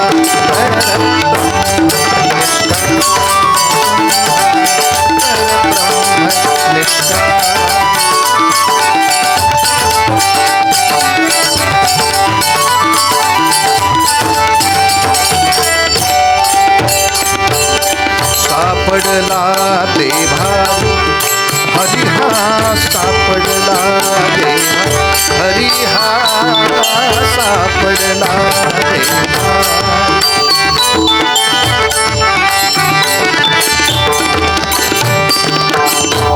आता कृष्णाबरोबर आपल्याला पळायचंय आणि त्याला पकडायचा म्हणजे सापडला.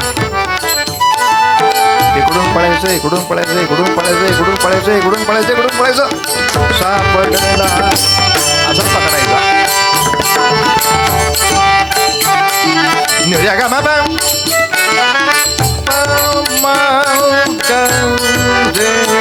सापडला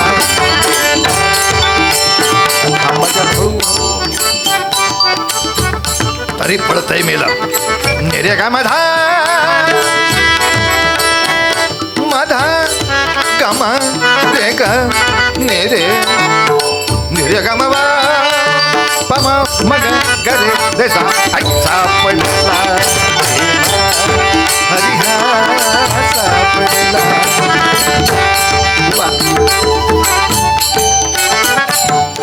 आता सतारीवर खेळूया आपण कृष्णाशी. कुठलाही पलटा मारायचा आणि सापडलावर उडी मारायची. सापडला यायचं. चल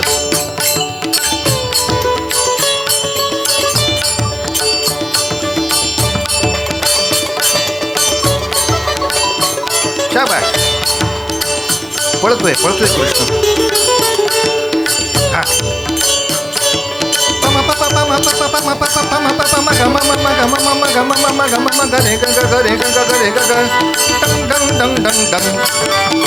सापडला हरिहा सापडला.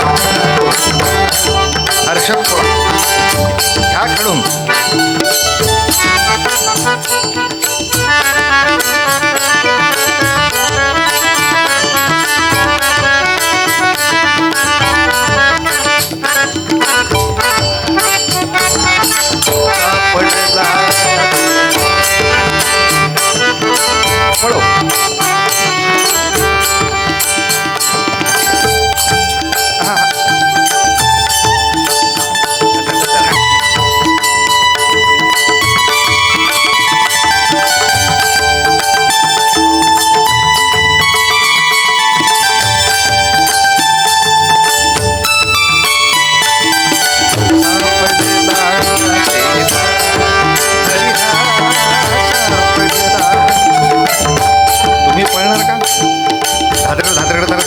तिरसट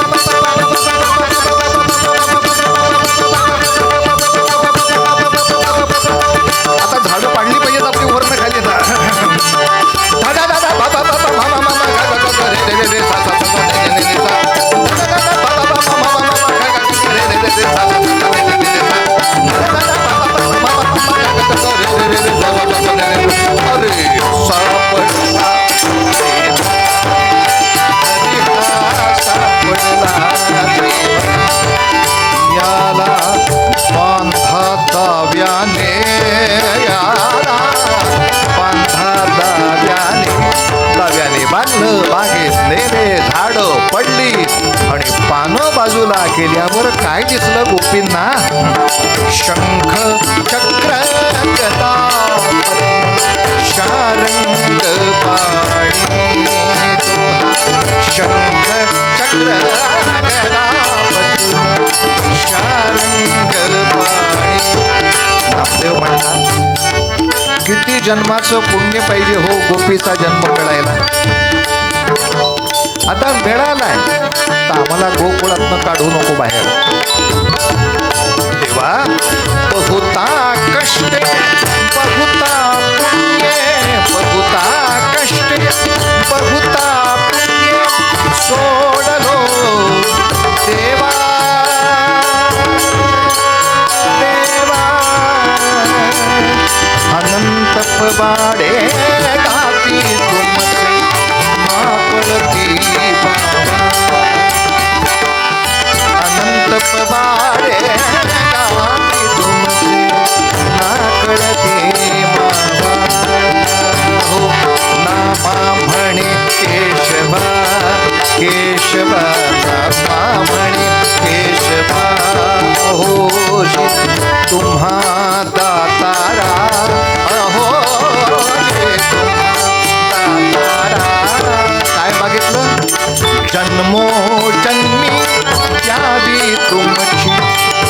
चरण सेवा देवा जन्मोजन्मी यावी तुमची चरण सेवा तुहा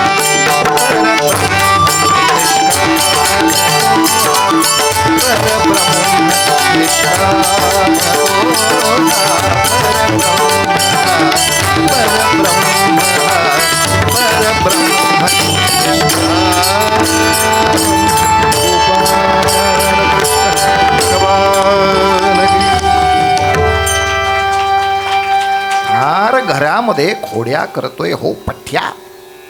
म्हणून शेवटी कामाला लावला आपल्या यादवांचा गोकुळवासियांचा जो व्यवसाय. गाईंच्या मागे जा, वासरांच्या मागे जा, शेदोरी घेऊन जा, सगळ्या गोपांबरोबर जा, दुपारभर गाई चारा, संध्याकाळी परत या. उगा घरामध्ये सारखा त्रास त्रास त्रास. गो ज्या गो मोहन प्यारे. मराठी सांगून कळत नाही, इंग्लिश पण सांगितलं. जा नाही जा गो, जा गो मोहन प्यारे. छानपैकी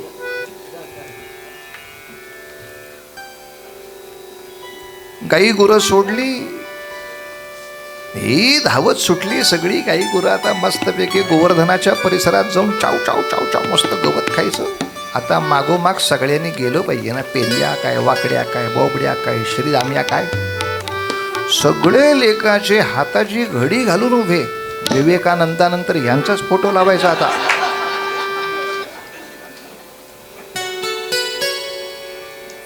कृष्ण म्हणले काय रे, असे का उभे राहिलात? मग सगळ्या गोपाने मिळून ठरवलं आपल्या वतीनं कोण बोलणार. ज्याला बोलता येत नाही त्याला प्रवक्ता करायचा आपण. त्यामुळं त्या मित्रांमधला जो बोबड्या, त्या बोबड्याला पुढं पाठवला. बोबड्या, तू आपलं दुःख सांग, तू सांग. कुत्न्या, त्याला कृष्णा कुठं म्हणता येतंय, कुत्न्या. आम्ही थगले थांपावलं होतो संपावर. जिल्हाधिकारी कार्यालयापुढे येत आहे का आता? थांपावलं कशासाठी? आम्ही थगले थांपावलं होतो. का रे बाबा? पुन्हा रचना नामदेवांचीच आहे. तो बोबडा जे बोललाय की कुत्न्या, आपण आता गेला महिना 2 महिने एकत्र जातो फिरायला. आम्ही आमची शिदोली खातो, तू तुझी शिदोली खातो. पण आमची शिदोली कधी बघितली तू? काय शिदोलीत आहे? आपण गाई चांगल्या चालतो म्हणून चांगलं दूध येतं, चांगलं दूध असतं म्हणून चांगलं दही असतं, म्हणून चांगलं तूप असतं. तर दही दूध तूप आम्हाला कोणीच देत नाही कुत्न्या. आमची न्याहारी कशी डेली चेंज इन आवर डबा. म्हटलं काय चेंज आहे तुमच्याकडे? आज भाकली चटणी, उद्या चटणी भाकली, चेंज. एवढाच चेंज. पलवा चटणी बरोबर भाकली, भाकली बरोबर चटणी. हा पल्ली पोतामध्ये हा आम्ही येणार नाही.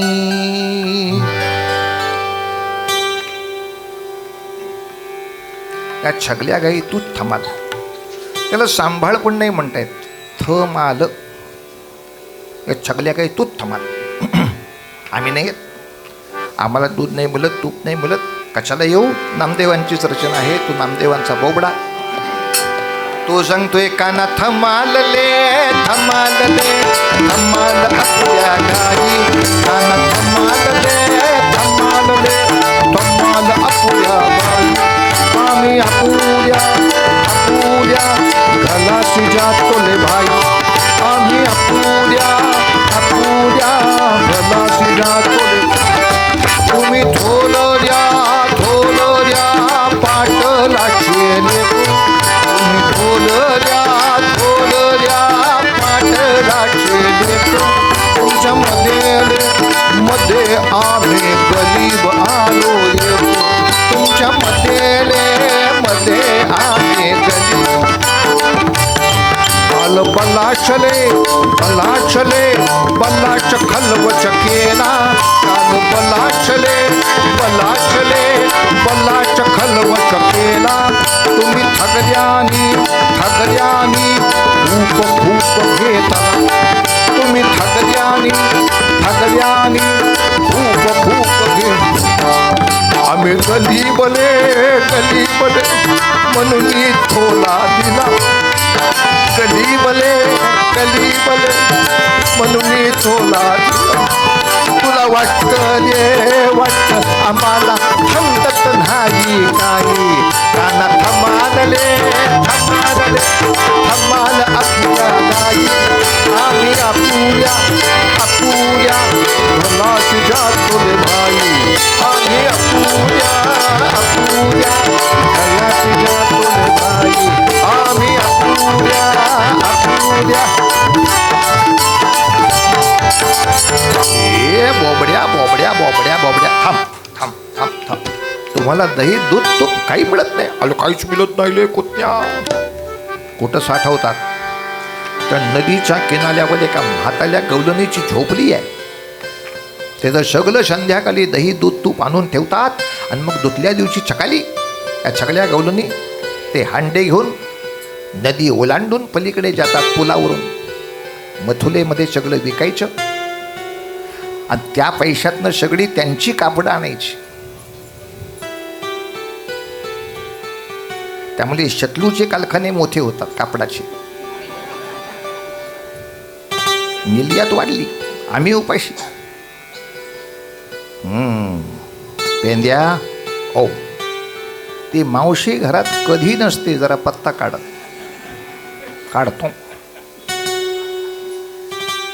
आत्ता पत्ता काढतो गोपाल कृष्णांचे मित्र म्हणजे अखंड चाललेला अपंग वर्ष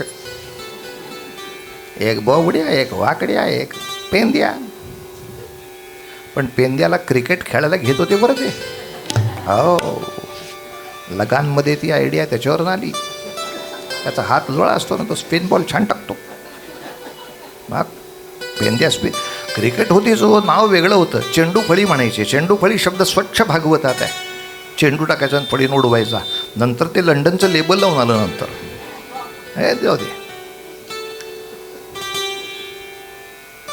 पेंद्या त्यावेळेला बिचारायला ते मिळालं नाही हो दो बूंद जिंदगी वगैरे तोंडावरनं वारं गेलेलं हातावरनं गेलेलं पायावरनं गेलेलं एक पायाला नाही आणि चेहरा वाक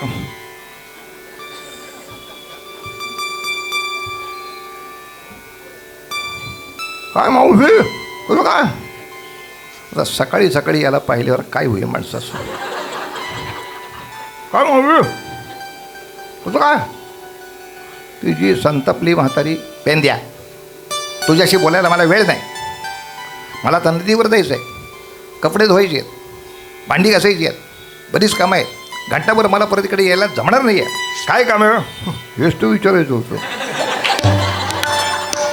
मी ते घरातनं बाहेर केव्हा एवढीच पत्ता का ते सगळं तिथंच सांगितलं काय सांगायचं ते की असं असं मी जाणार आहे एक घंटाभर परत येणार नाही हेच तर विचारायचं होतं आला हवं कुठल्या कुठल्या असं असं अरे पण कुठल्या त्या हांड्या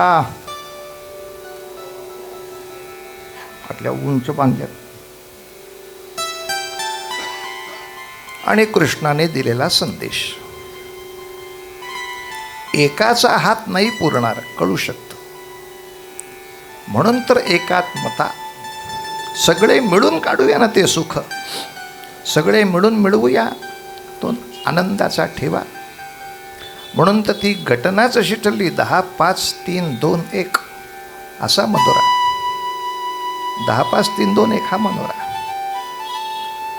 दश इंद्रियांचा एक मेळा केला तेव्हा गोपाळकाला खाली 10 असणार वर 5 तत्व आहेत वरती त्रिगुण आहेत त्याच्यावर शिल्लक राहिलेले द्वैत आहे ते संपलं की अद्वैत एकटा कृष्ण वरचं लोणी खालपर्यंत पोचणार यात संशय नाही साध्या साध्या लीलांच्या मधून सुद्धा काय सुंदर संदेश दिलेला आहे कल्पना करा फार गोड आहे आता आजच्या दिवशी प्रॅक्टिस करू बरं का सगळ्यांनी धट्टेकट्टे ते खाली उभे राहा, मग त्याच्यावर 5, त्याच्यावर 2, त्याच्यावर 3. उद्या याच वेळेला जाते मावशी, बस देत नाहीत काय, चांगलं मस्त साफ करून टाकू झोपडी. आणि दुसऱ्या दिवशी सगळी निघालेली आहे, सगळी पहाऱ्यावरती पेंद्या थांबलेला आहे. मावशी तिकडे नदीवर निघालेली आहे. ती निघाल्याबरोबर पेंद्याने खूण केली आहे.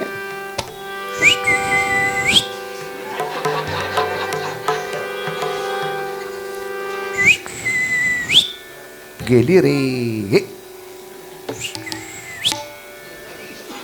ती गेली म्हटल्यावर मग काय विचारता महाराज. ही गर्दी घुसली त्या झोपडीमध्ये. सगळंच काही फार उंचावर होतं असं नाही. काही ठिकाणी 5-3-2 मध्ये सुद्धा खेळता आलं. पटापटापटा वर जायचं, हांडा काढायचा, वर जायचं, हांडा काढायचा. एक हांडा एवढा मोठा दुधाचा, तो उचलता उचले ना, कृष्णाने उचलला, पण काळजी खालच्याला कुठं पेळणार आहे ते नाटक. अरे काय जमतंय का, बोबड्या होताच तिथं. कालतोस कशाला, का दूधच आहे ते, हो टवका काल फक्त. हा प्रवक्ता पाहिजे राज्यसभेला. काय पठ्ठ्याची अक्कल आहे म्हणल्या. अख्खं मडकं कशाला काढताय, टवका काढणं फक्त. टवका काढल्यावर अखंड धार दुधाची, सगळे ओळीनं उभे. हे लवकर गेले. 12 वर्षात दूध प्यायला मिळालेलं नाही मला. आता मी आंघोळच करून घेणार आहे जगली. ते दूध काय, दही काय. पहिलं लोण्याचं मडकं काढलं, ते बाहेर नेऊन पेंद्याला द्या. तो पहाऱ्याला बसलाय. पहारे करायला नाही दिलं तर चौकीदार छोर कसं पण चालेल, त्याला पहिला खायला घाला. बोबड्या आलाच मला. कोतन्या, मी थांगितल्या मुले थकलं झालेलं आहे. कोण नाही म्हणते, मला वेगळं काहीतरी पाहिजे. मग काय देऊ, दही घे. एक मडकं दिलं दह्याचं, साठवून पसवून खा. सगळे इकडे खात आहेत, हे का कोपऱ्यामध्ये बसलं खात आहे. त्या खाण्यामध्ये किती वेळ गेला कळलं नाही. आली मावशी आणि पेंद्यानी बाहेर ना आली आली आली आली आली आली. जे सगळे पळत सुटलेले एकाचे. त्या दिवशी कृष्णाने काही बासरी नाही आणली. पोकळ असते बासरी, ती मडक्यावर मारून काय होणार, त्या बासरीचं वाटोळ होईल. चांगली मस्तपैकी लोखंडाची फोकणी आणली होती. फोकणी पेंद्या तितकाच पात्रट. काय कुठं नवीन बाटली आहे वाटतं. फोकणीला बघून बासरी म्हणतोय, नवीन वाटतो, नवीनच आहे. बाकीची भोकं कुठं आहेत त्याची, तू वाजवायला लाग, पडतील हळूहळू भोक. काय माणूस आहे का, कुठनं आणले धरून एक म्हणजे मला पेंद्या. एका दही अंडीला काय बासरे आणतात का रे, मला फोकणी आणली ना. आता सगळे पळतायत काहीतरी गुहेत घुमल्यासारखा आवाज आला. नो, हा कुठला आवाज आला. तिथं ते बोबड्या दिसला. त्याने मडक्यात डोकं घातलं होतं ना. मडकं साठत होतं येडन, त्याला शिट्टी ऐकू आली. आता कुठं निघताय मडकं. अरे आम्ही विधिमंडळात तुम्हाला खाऊ देतो, इतकं का खाता, डोकं अडकेल इतकं देतोय ना मी. इथं बसलाय ना मुख्यमंत्री, तरी मेले अडकून घेतात स्वतःला. फोकणे घेतले, ताड हे तडाका मारला, ते मडकं फुटलं. फक्त काठ गाळ्यामध्ये मेडल घातल्यासारखा. आणि सगळं दही कपाळाला डोळ्याला लागल्यामुळं दिसतंय कुठं. मडकं फुटल्यावर सुटले पुढं, वाचवा वाचवा वाचवा वाचवा. धावत जाऊन मावशीलाच मिठी मारली.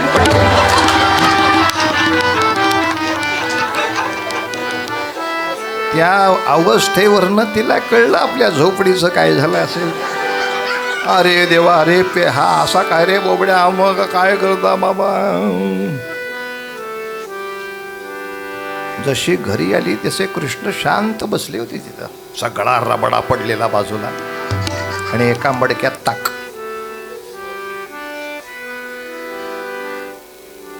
चोरी करायला काही हरकत नाही, पण आता पकडलेच गेलो आपण. बाकीचे पळेपर्यंत थांबायला लागलं ना. बरा सापडलास. यशोदा नेहमी म्हणते माझं लेकरू गुणाचं, ते असं काही करणार नाही. आता सापडलाच का नाही? असा धरून नेते तुला. कुठं?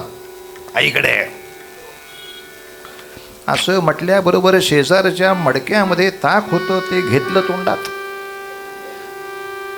काय चोर आहे, समोर मी उभी असताना पितोय अजून ताकतो. पी मेल्या मरस्त बरं, पी ताक. ते ताक तोंडातच ठेवलं.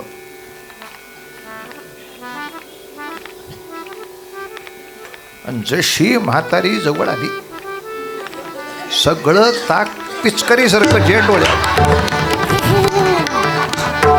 अरे मेल्या मेल्या मेल्या मेल्या मेल्या मेल्या मेल्या करत तिनं खांब पकडला. हे महाराज जे धम पळून घरी गेले. तो खांब सापडल्यानंतर तिला आनंद झाला होता. सापडलाच का नाही, आता सोडतच नाही. कृष्ण तिकडून म्हणताय नाहीतरी खांबच आहे, आयुष्यभर पकड त्याला. म्हणजे मला काय फरक पडतो, याच्यात तर आयुष्य गेलंय सगळं. गेले पळून. आणि मग सगळ्या जणी धावत आल्या. यशोदेबाई कृष्णाला सांगाव्या, यशोदेबाई कृष्णाला सांगाव्या, गोकुळी राहावे का राहावे का यशोदेबाई कृष्णाला.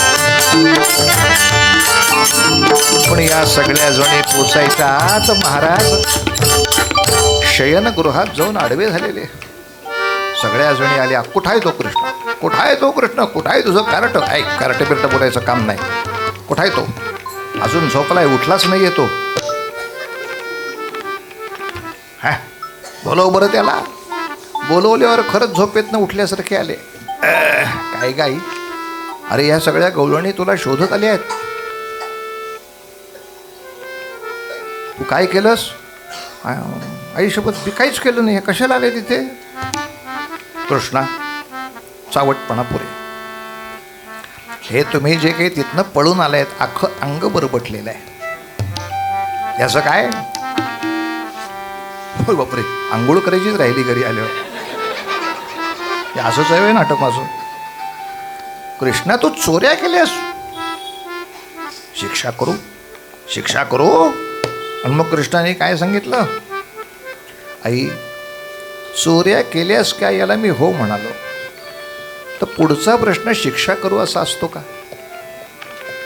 पुढचा प्रश्न असायला पाहिजे, का केल्या, का केल्यास? कारण समजल्याशिवाय एकदम शिक्षेकडे कसं जाता येईल? आई, आता अशा चोऱ्या नाही करायच्या तर काय करायचं मी सांग बरं. चोरी नको तर करू मी काय,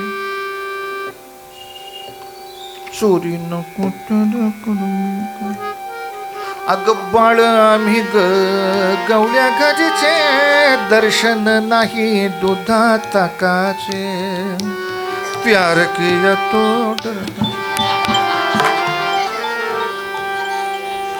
अगं चोरी नको तर करू मी काय, बाळ आम्ही गवळ्या घरीचे, दर्शन नाही दुधा ताकाचे, लोण्या तुपाचे नाव कशाला, मथुरेच्या बाजारी विकता काय. आई, चोरी नको तर करू मी काय. अगं सगळं तुम्ही विकून टाकता, माझ्या गोपांना यातलं काही मिळत नाही, म्हणून शेवटी करावं लागलं.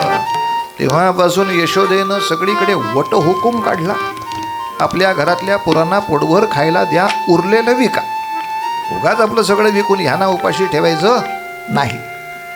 बस सगळ्या मुलांना सुखाचं धाम सापडलं.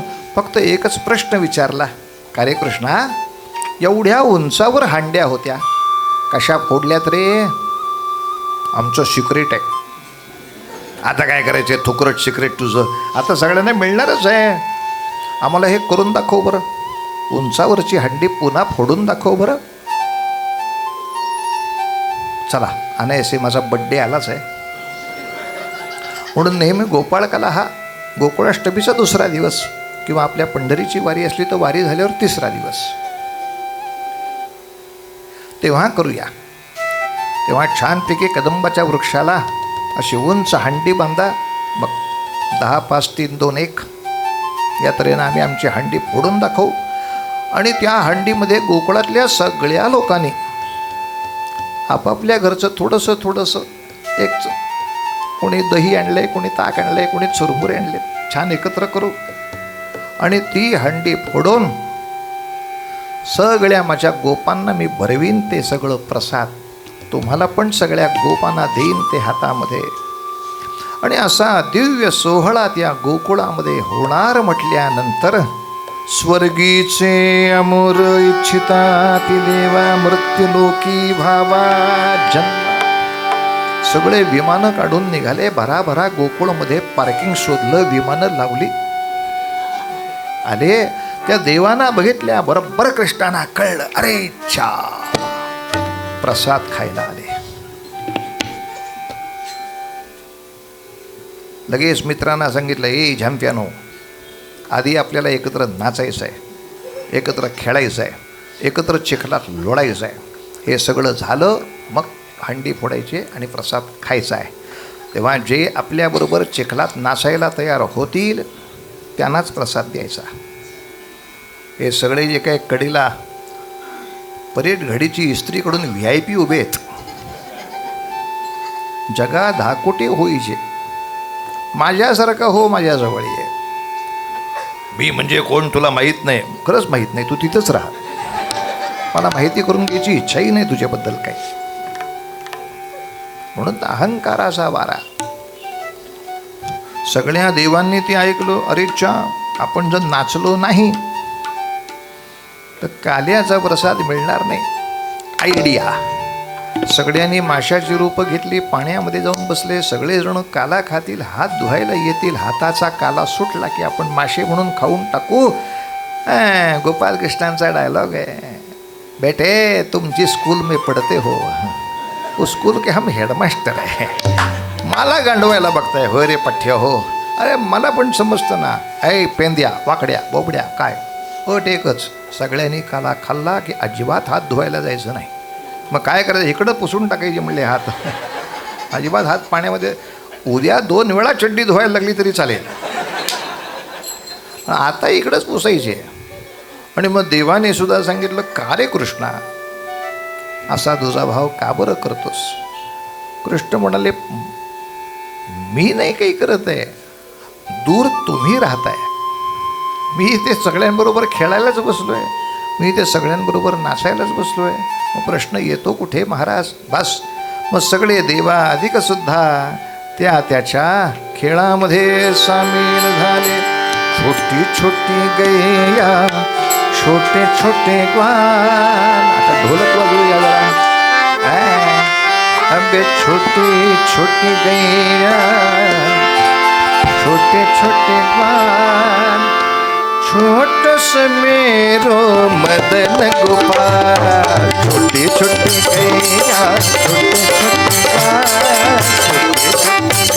छोटे छोटे ग्वाल, छोटस मेरो मदन गोपाल, छोटस मेरो मदन गोपाल.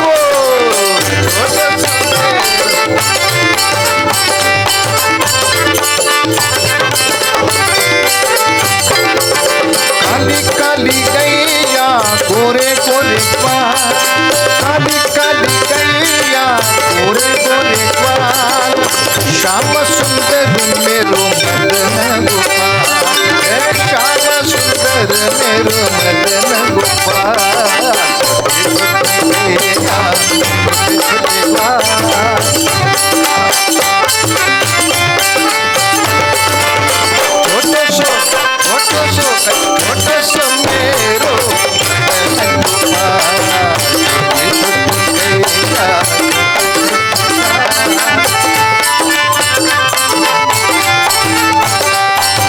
घास खाए गैया, दूध पीवे ग्वाल, घास खाए गैया, दूध पीवे ग्वाल, माखन खायो मेरो मदन गोपाल, माखन खायो मेरो मदन गोपाल. गैया छोटे छोटे ग्वाल, छोटे छोटे गैया, छोटे छोटे ग्वाल, छोटो सो मेरो मदन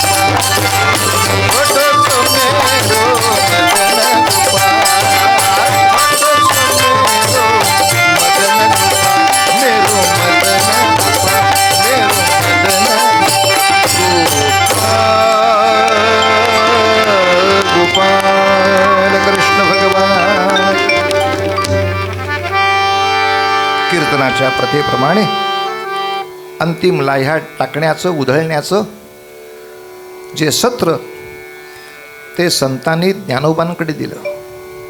तो कृष्ण अवतार असं मानल्या गेल्यामुळे कीर्तन नामदेवांचं असे, पण लाह्या वाटायचं काम, लाह्या उधळायचं काम ज्ञानोबांचं.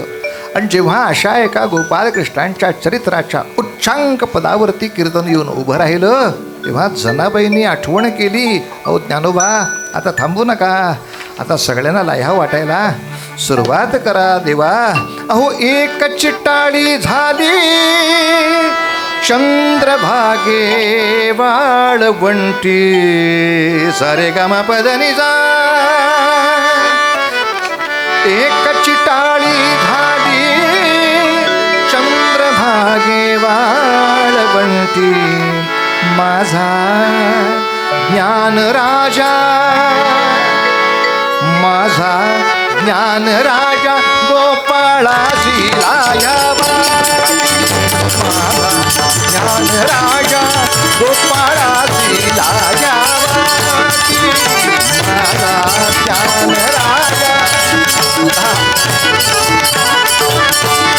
हे गोपाल कृष्ण राधे, गोपाल कृष्ण राधे भा.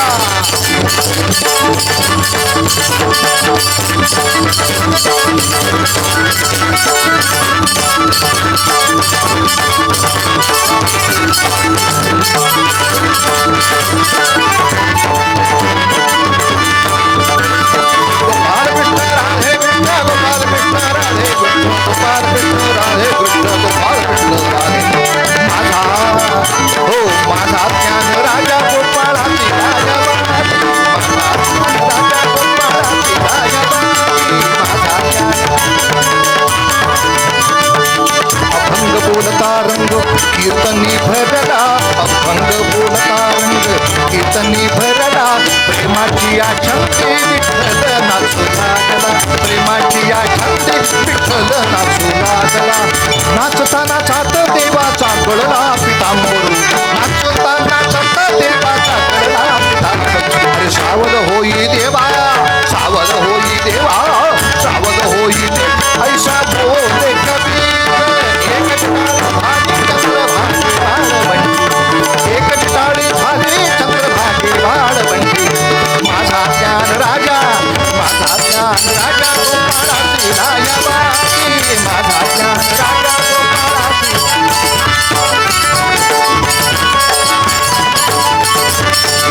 नामदेव कीर्तन करी पुढे नाचे पांडुरंग, नामदेव कीर्तन करी पुढे नाचे पांडुरंग. जनी म्हणे ज्ञानदेवा बोला अभंग, जनी म्हणे ज्ञानदेवा बोला अभंग. एक चिटाळी झाली चंद्रभागे वाळवंटी, माझा ज्ञान राजा, माझा ज्ञान राजा गोपाळाची लाह्यावाची, माझा ज्ञान राजा गोपाळाची लाह्यावाची, गोपाळाची लाह्यावाची.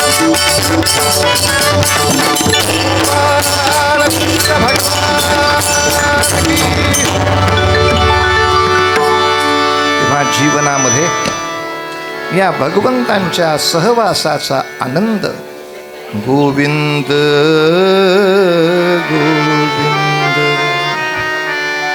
मना लागली या छंद अशी गोविंद ते काया, भेद नाही देवा तया.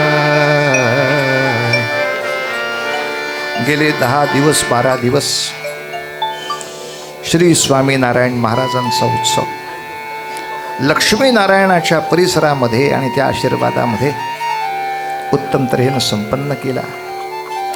साऱ्यांनी एकत्र होऊन प्रचंड कष्ट घेऊन हा उत्सव उत्तम करण्याचा आटोकाट प्रयत्न केला. तेव्हा असा एखादा दुसरा उत्सव करत राहणं हा वर्गपाठ. आता घरी जाऊन अशा गृहपाठाला लागायचं की शोधायचं कोणकोणत्या हंड्यात कुठली कुठली सुख लपली आहेत, त्या हंड्या कशा फोडता येतील, त्यातलं सुख सामान्य समाजापर्यंत कसं पोचवता येईल, सगळ्यांना त्या सुखाच्या लोण्याचा वाटा मला कसा देता येईल. अनेक ठिकाणी सुख अडकली आहेत. आपण सारे सुज्ञ आहात, पाहू शकता. अगदी पटकन सांगायचं झालं तर पुढच्या निवडणुकीच्या मडक्यातही बरंच लोणी अडकलेलं आहे. तेव्हा शहाण्याने ते लोणी काढून कोणाच्या मुखी लोणी झालं पाहिजे एवढा विवेक केला तरी सुद्धा दहीहंडी पुरेशी आहे महाराज. यासाठी टाळ मृदंग घेऊन जसं पाहिजे तसं टिपऱ्या घेऊन पण उभं पाहिजे. हो, 4-6 महिन्यापूर्वी दंगल अशी पेटली की नदीच्या या किनाऱ्यापर्यंत माणसं येत नव्हती, ते दगड येऊन पोचले आणि मोठी पंचायत उभी राहिली. अरे वा रे वा. हां, समोरनं दगडाची वृष्टी होत असेल तर आम्ही कृष्णाच्या भक्तीचे टिपऱ्याही टाकून द्याव्यात आणि फक्त बासरीवर आनंद मानावा, ते परवडणार नाही. म्हणून नृत्याच्या माध्यमातनं एकतानता आणि शरीराला व्यायाम आणि या सगळ्या माध्यमातनं सगळ्यांनी एकत्र येऊन आपापला स्वतःचा कंगोरा मोठेपणा बाजूला ठेवून जनकल्याणाचं लोणी सगळ्यांच्यापर्यंत पोचतं का नाही याचा विचार करणं, हा गोपाळकाल्याचा संदेश आपल्या सर्वांच्यापर्यंत पोचला.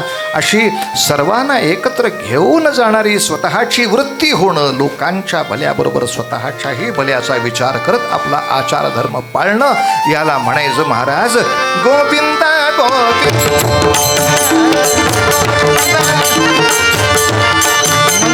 मनाला कधी या छंद, मनाला कधी या छंद, मग